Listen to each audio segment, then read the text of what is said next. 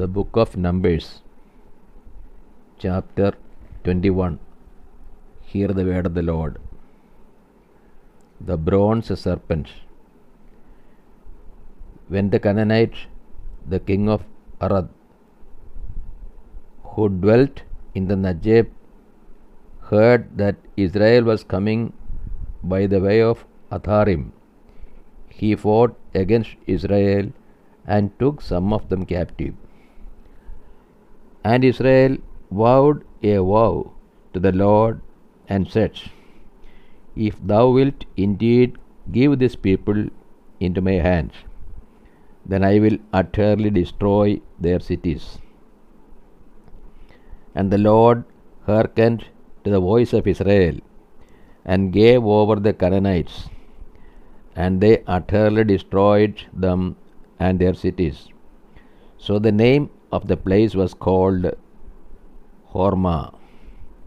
From Mount Hor they set out by the way to the Red Sea to go around the land of Edom, and the people became impatient on the way. And the people spoke against God and against Moses. Why have you brought us up out of Egypt to die in the wilderness? For there is no food and no water, and we loathe these worthless foods.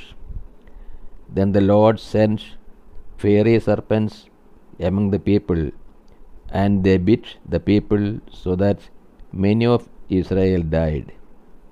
And the people came to Moses and said, We have sinned, for we have spoken against the Lord and against you. Pray to the Lord that he take away the serpents from us.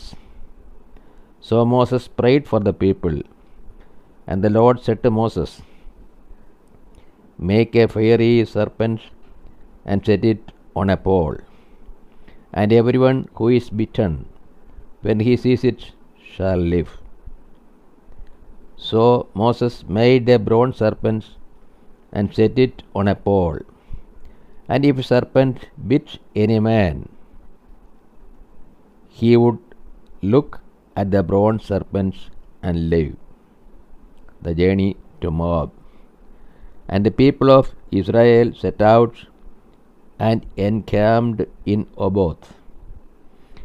And they set out from Oboth and encamped at Iye Abarim in the wilderness which is opposite Moab, toward the sunrise.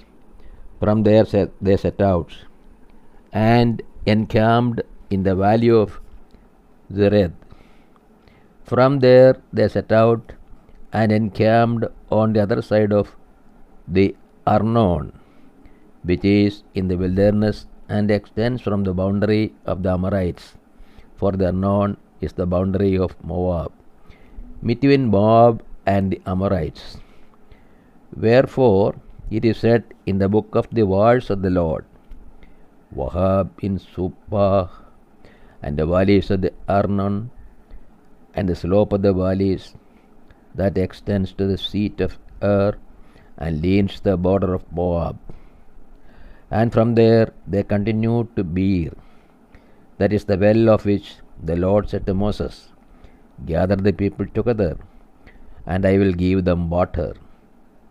Then Israel sang this song, Spring up, O well, sing to it, the well which the prince dug, which the nobles of the people delved with the scepter and with their staves. And from the wilderness they went on to Mattanah, and from Mattanah to Nahaliel, and from Nahaliel to Bamoth, and from Bamoth to the valley lying in the region of Moab by the top of Pisgah, which looks down upon the deserts. King Sihon defeated. Then Israel sent messengers to Sihon, king of the Amorites, saying, Let me pass through your land. We will not turn aside in the field or vineyard. We will not drink the water of a well. We will go by the king's highway until we have passed through your territory. But Sihon would not allow Israel to pass through his territory. He gathered all his men together and went out against Israel to the wilderness, and came to Jahaz and fought against Israel. And Israel slew him with the edge of the sword and took possession of his lands from the Arnon to the Jabbok, as far as to the Ammonites, for Jazer was the boundary of the Ammonites. And Israel took all the cities, and Israel settled in all the cities of the Amorites, in Heshbon and in all its villages. For Heshbon was the city of Sihon, the king of the Amorites, who had fought against the former king of Moab and taken all his land out of his hand as far as the Arnon. Therefore the ballad singers say, Come to Heshbon, let it be built, let the city of Sihon be established. For fire went forth from Heshbon, flame from the city of Sihon. It devoured Ur of Moab, the lords of the heights of the Arnon. Woe to you, O Moab! You are undone, O people of Chemosh. He has made his sons fugitive and his daughters captives to an Amorite king Sihon. So their posterity perished from Heshbon as far as Dibon, and be laid waste until fire spread to Medeba. King Og defeated.